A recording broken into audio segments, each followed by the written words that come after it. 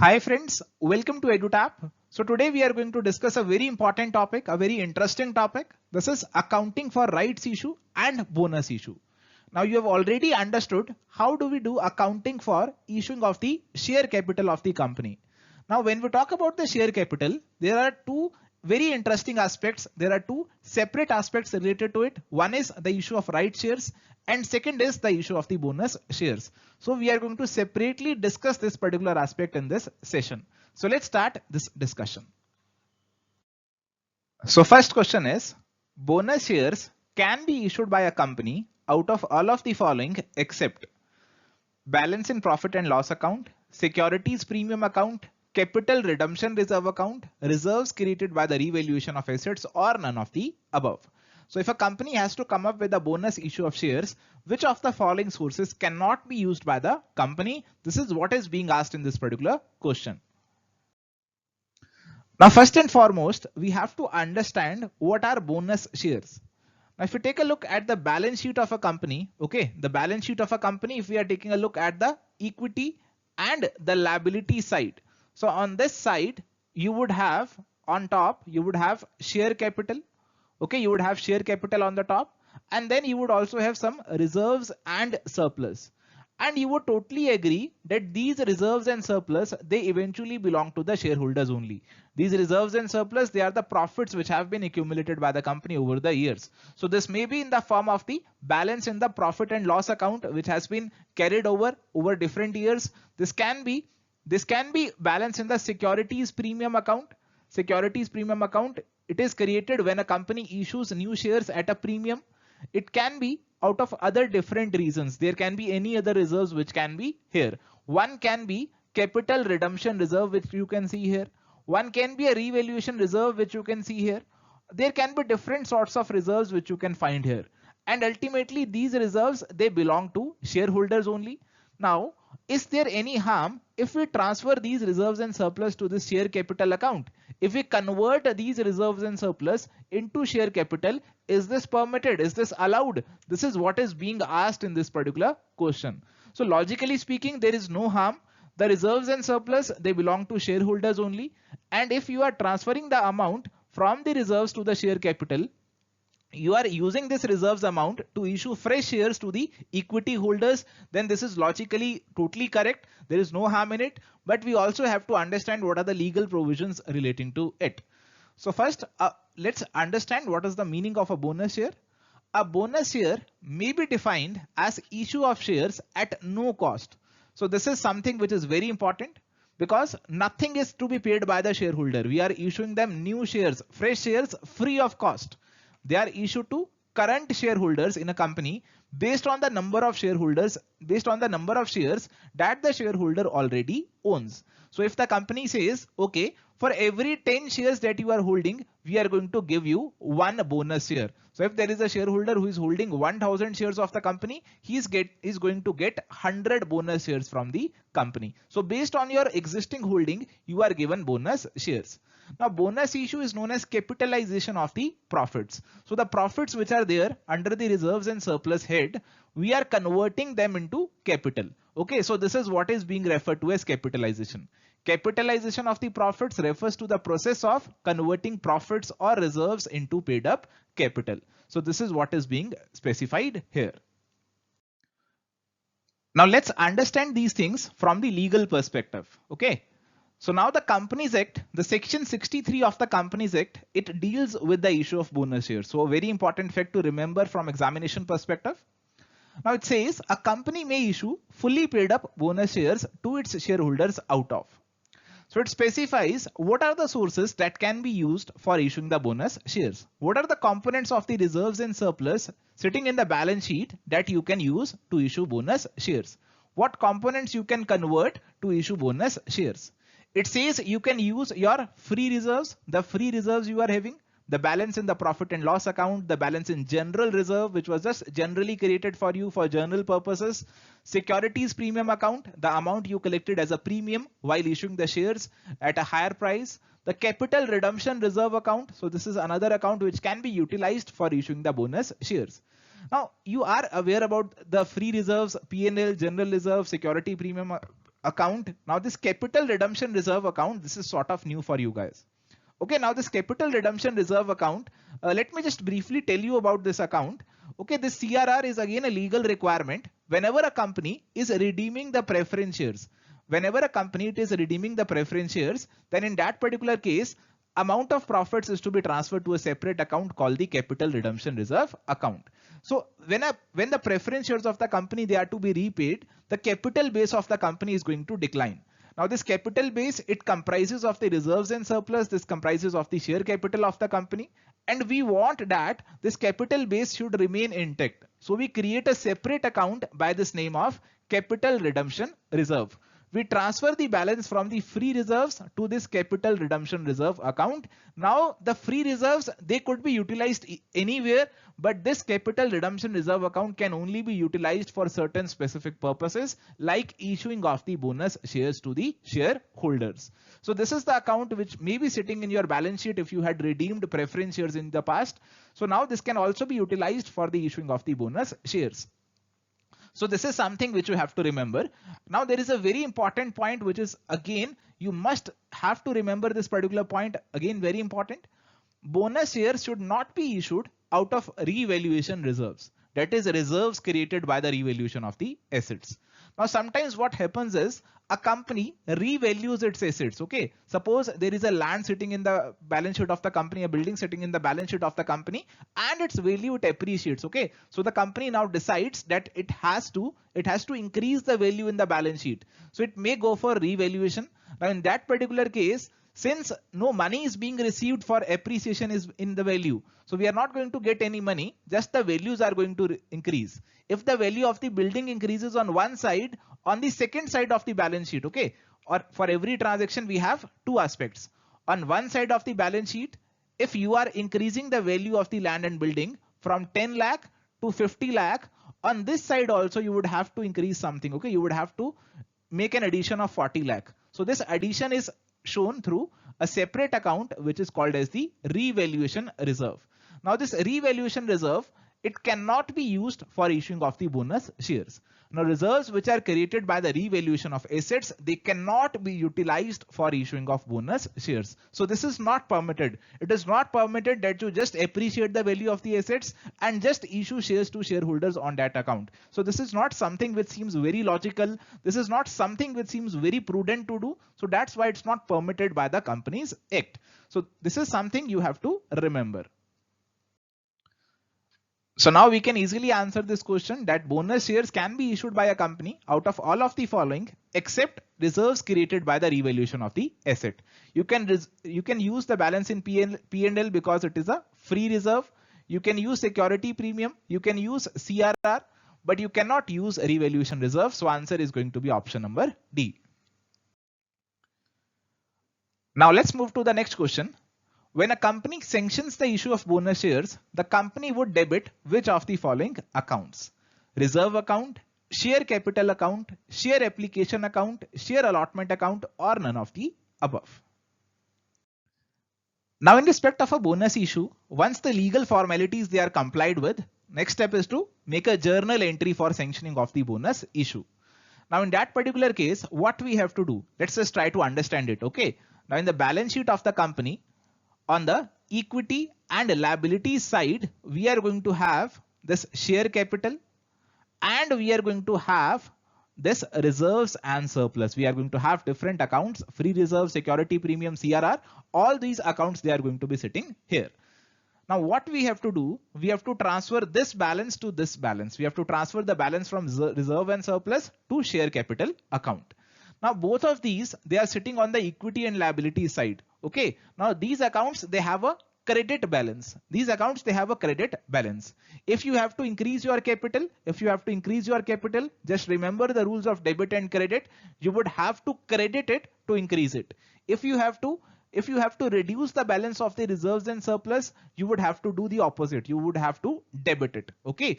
On the equity and liability side, if we have to increase the balance of any account, we have to credit it. And if we have to reduce the balance of any account, we have to debit it.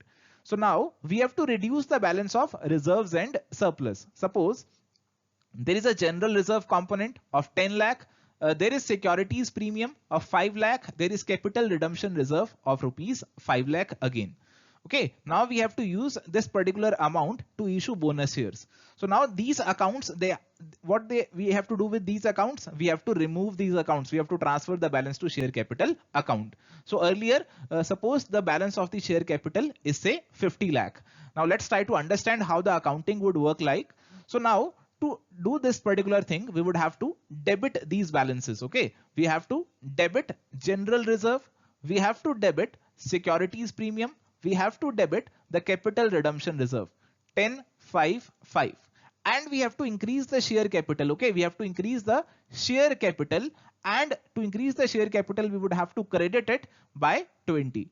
Now after passing this particular entry, how your balance sheet is going to look like? The things are going to change. If you prepare the balance sheet now, okay, if you prepare the balance sheet now, let me just prepare it here only. Okay, the situation now is going to be your share capital is increased by 20, it is going to 70, and your reserves and surplus, now there is nothing here, it is simply going to be 0. So after passing this general entry, this is going to be your balance sheet. So we have to debit general reserve, security premium, CRR, and credit the share capital account. So this is the accounting treatment that has to be followed.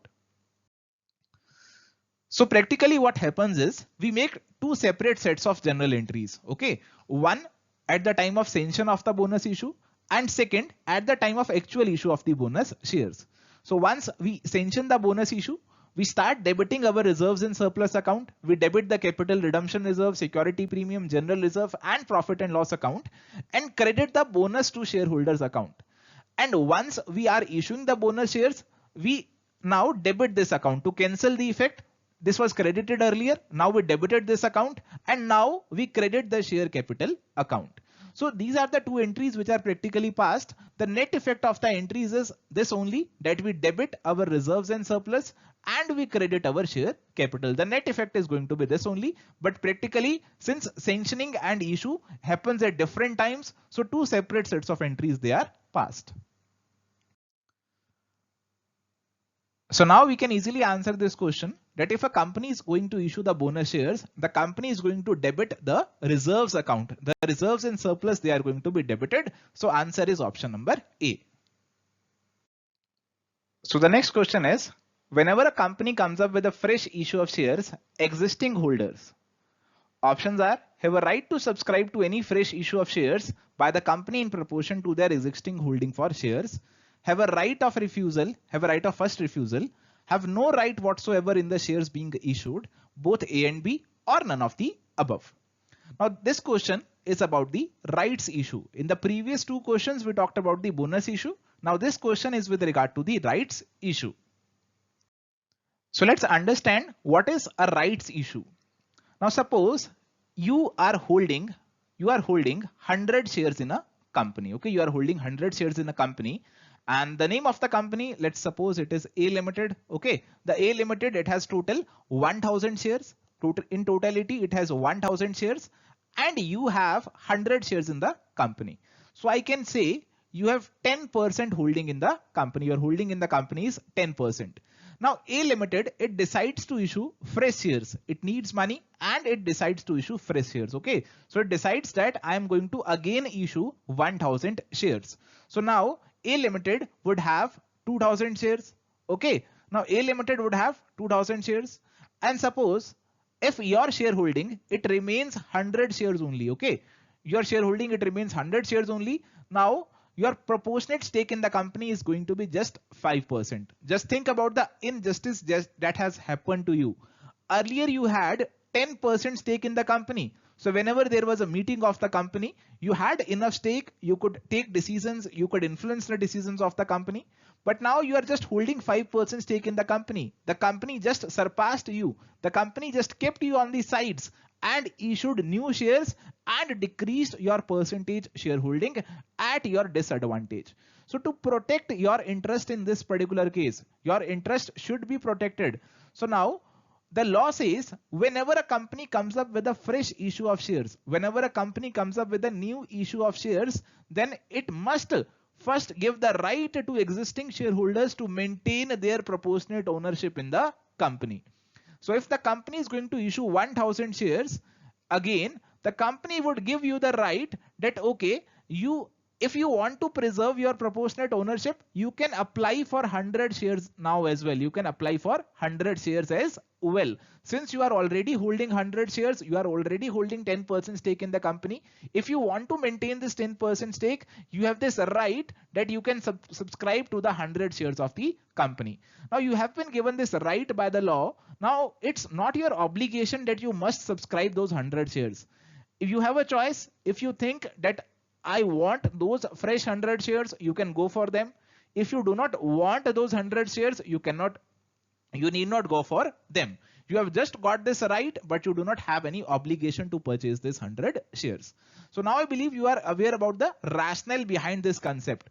The law wants that the shareholders' proportionate ownership should be preserved, and that's why this concept of rights issue has been introduced.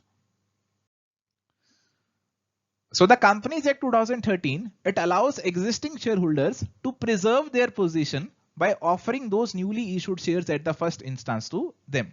So whenever a company is coming up with a fresh issue, those shares must first be given to the existing shareholders. So they have the right to subscribe these shares. If they do not desire to subscribe, they can even renounce it in favor of someone else. They can even reject the rights issue. So a right have been given to them.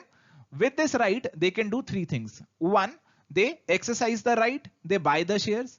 Second, they can sell the right. This right is given to them. This right can be sold to someone else. And third is ignore the issue. They reject it. They reject the right. They do not do anything with it. They do not buy the shares. They do not sell the right. Though this is not practically recommended, but this is also an option which is available. In other words, existing shareholders have a right of first refusal.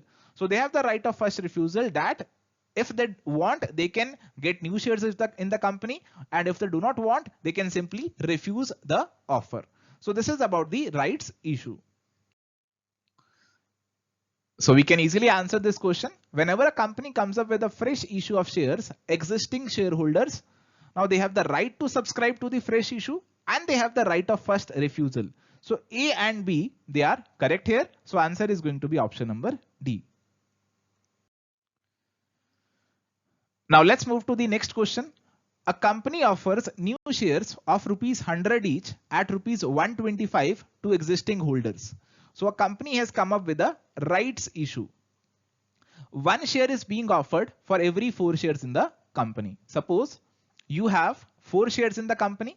Now the company is going to give you a right to buy additional share in the company. Now the market price of the share before the right issue is rupees 150. Now the market price is rupees 150.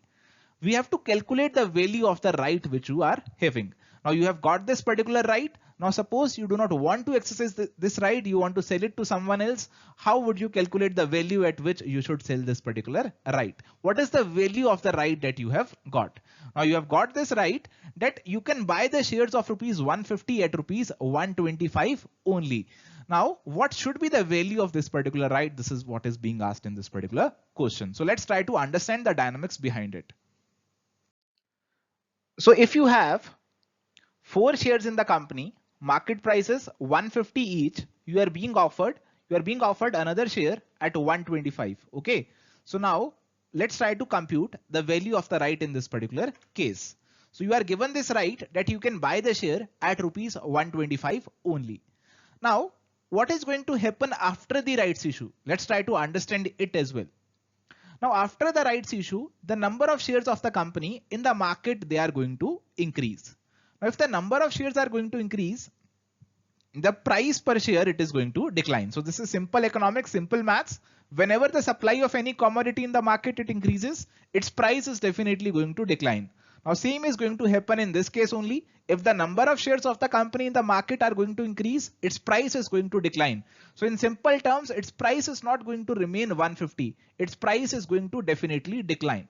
So can we compute a theoretical market price after the right issue? Is it possible to do that?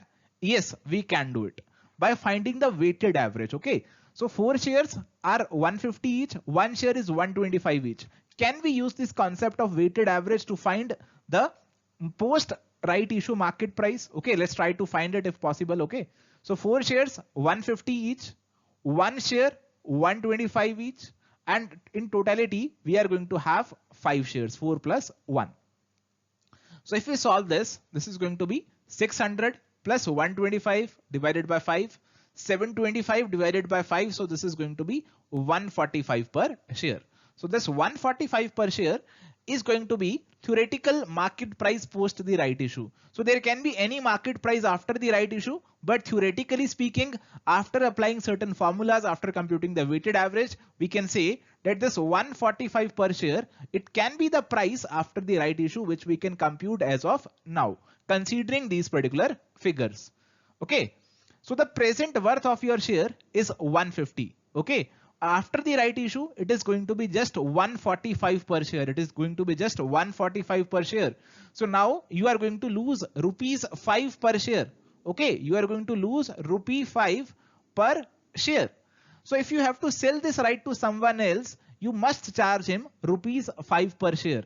Rupees 5 per share, it means if you have 4 shares, then you must charge him rupees 20 for the right. You must charge him rupees 20 for the right. So this rupees 20 is going to be the value of the right. Rupees 5 is the right value of the right per share. And if you have to sell it to someone else, you must charge rupees 20 for selling this particular right. If you do not charge this rupees 20, then in that particular case, your value of the holding is going to decline. The 4 shares that you had for rupees 150 market price, now they are going to be just rupees 145 market price after the right issue. So it's better that you sell the right and you obtain the difference from the person to whom you are selling it.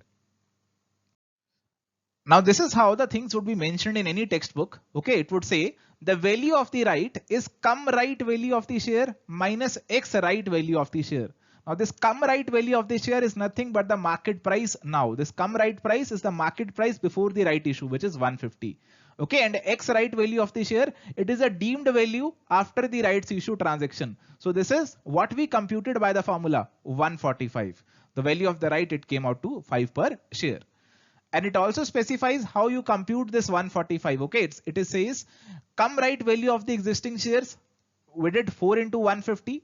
Plus right share issue price, we did 1 into 125 divided by existing shares, that is 4, plus right shares, that is 1. So it says this is the formula of the x right value of the shares. So if you solve this particular thing, your answer is going to come 5 only. I explained to you in very simple terms, but in the textbooks you would find all these technical terms which are mentioned there. Just think about it logically. Just think about the way I told you to think. So that would become very easy for us to very easy for you to solve all the questions. So in this particular case, this is how the calculation is being done. We have already done it. We have understood all the things logically. We first computed the x right value of the share. We did the formula logically. Here the formula is mentioned. Okay, you must also just read this formula or remember this formula. Sometimes the examiner, it only asks the formula. So you just read it or remember it once. Okay, and the value of the right, this is cum right value minus x right value 5 per share. Okay, 5 per share. This is also very important. So now we can easily answer this question that the value of the right is going to be rupees 5 per share. So if you have to sell this right to someone else, you must charge rupees 5 per share. If you have 4 shares, you must charge 5 into 4 rupees 20. So answer is option number A. Now the next question, okay, this next question is very logical. If you have already understood the previous question, you can easily answer it as well. So try to answer it first yourself.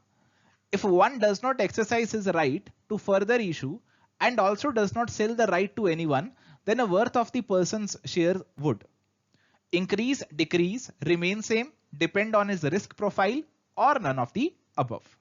So now what we are being asked here is that I told you whenever a company comes up with a fresh issue, whenever a company comes up with a rights issue, then there are 3 options which are available.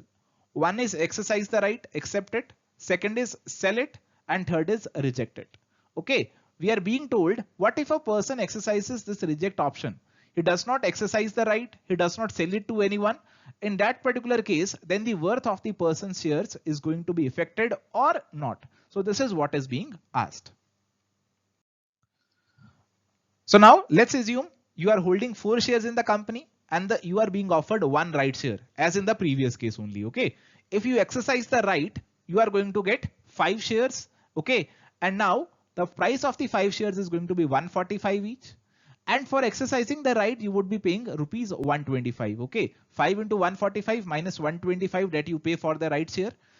Your worth is going to be 600. Your total worth of the shares is going to be rupees 600. If you do not exercise the right, you rather sell it to someone else. You are only holding 4 shares in the company at 145 each. Plus you sold the right at rupees 5 per share. So this is going to be 4 into 5, that is rupees 20. Solving it, you would again get 600. So if you exercise it or if you sell the right, your worth is going to remain same. Suppose you do not do anything, okay, you do not sell the right, then in that particular case, what is going to happen? Okay, now you have 4 shares at 145 each, your worth is going to be just rupees 20. So your worth is going to decline. So that's why it is never advisable. Whenever a rights issue come, you should either exercise it or you should either sell the right in the market. It is never advisable to do nothing. So this is something which you should remember. So now we can easily answer this question that if a person does not do anything, in that particular case, his worth of shares is going to decline. So thank you friends. This is all about our discussion on accounting for bonus shares and accounting for right shares. Now you might be wondering, sir, you explained to us how do we account for bonus shares, but you did not explain to us how we pass the entry for right shares. Now the entry for right shares is exactly the same you passed for the issuing of the normal shares. So as you pass the entry for normal shares, you would also be passing the same entry for right shares as well. So you would be receiving the money, you would be getting some premium out of it, you would be crediting the share capital account. So this is again something which is going to happen at the time of accounting entries for right shares. So that's why we did not go into that particular aspect. Rather, we discussed about another very important aspect, which is finding the value of the right. I suppose you were able to understand everything that we discussed today. So that's it guys. Thank you. Bye bye. Take care. All the best.